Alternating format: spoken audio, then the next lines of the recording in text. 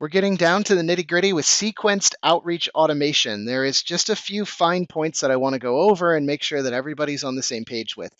By saying sequenced in an automated fashion, it means that there is a email being sent, a delay, and then another email being sent. Now, this sequence stops if they respond to one of the emails that go out. We, of course, have these variable merge fields that allow for some personalization. That's kind of the main thing. Now, I've highlighted some tools that I've used and had a lot of good success with. I would say it is up to you as to what you want to use. I have shown this free outreach resource too many times. I'm going to move on. From the standpoint of automation and why we use it, we're getting speed and volume. Manual sucks. It's really hard to continue to do outreach at scale and adjust every individual template for hundreds of people. And yeah, we're going to have to reach out to easily hundreds of people in order to get the right number of responses, in order to have those lead to nice meetings, in order to potentially get some interviews in your pocket, in order to get an offer. Like it's putting up enough upfront work in order to see the value come through. And expecting to only send out 5 emails and somebody's going to offer you a job on the spot, I think is ridiculous. But sometimes expectations versus reality, it is what it is. So running sequences automatically allow you to reduce the amount of manual time you're spending tailoring each of those messages to individual people. Imagine trying to fold individual airplanes as opposed to having a machine that does all of that for you. So if you were really focused on doing this manually and did not want to try out new tools, that's fine. Take a look at some of the outreach templates that I've provided for you. I think they're really, really exceptional, and a lot of them allow you to reduce a lot of time spent. From the standpoint of sequences, this is kind of the normal flow that I build out. So email one, day one, goes out immediately. So your first email, no delay.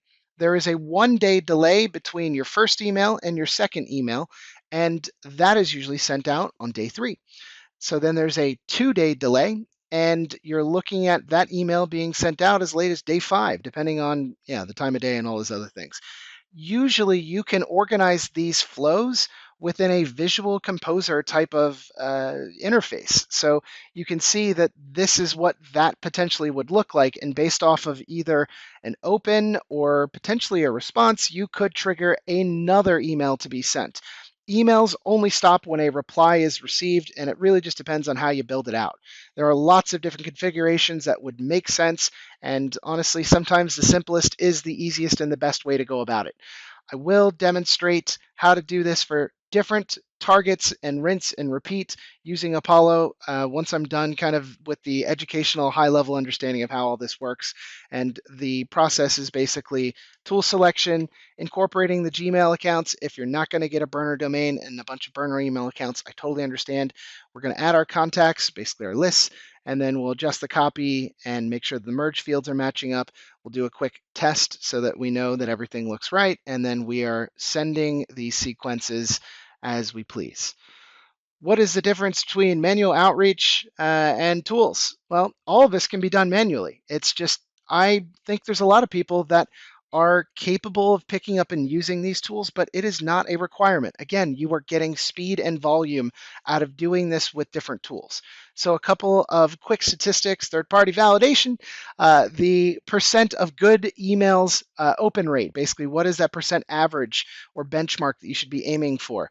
The percent bench average of good response rates for cold email outreach, and the percent increase of open rates with personalized subject lines. Personalized meaning you're throwing in a merge field and it's like putting their first name in the subject line. Pretty basic stuff. 24% is kind of the benchmark for a open rate for good email. So if you send 100 emails, 24 of them are probably going to get opened. That might seem low to you, but that honestly is pretty average for most outreach. The response rate is about 5%. So if we send, let's say, 20 emails, we have a one response out of those 20, which means we need volume, right? If I send out 100 emails, I'm only getting 5 people to respond. And then, of course, 50% increase in open rates with personalized subject lines. Everybody's favorite word in their language is their name. It's not even news. A few final notes in terms of trying to increase deliverability and the response rate. Make sure that you're adhering to the under 40 outreach emails per day so that you don't get caught in the spam folder. Try to keep the send times Monday to Friday, 9 to 5.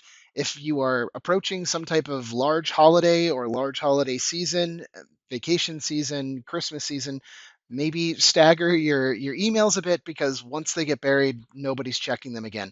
And always try to do 1 to 2 days of delays between each of the sequential emails. That's it. Super straightforward stuff.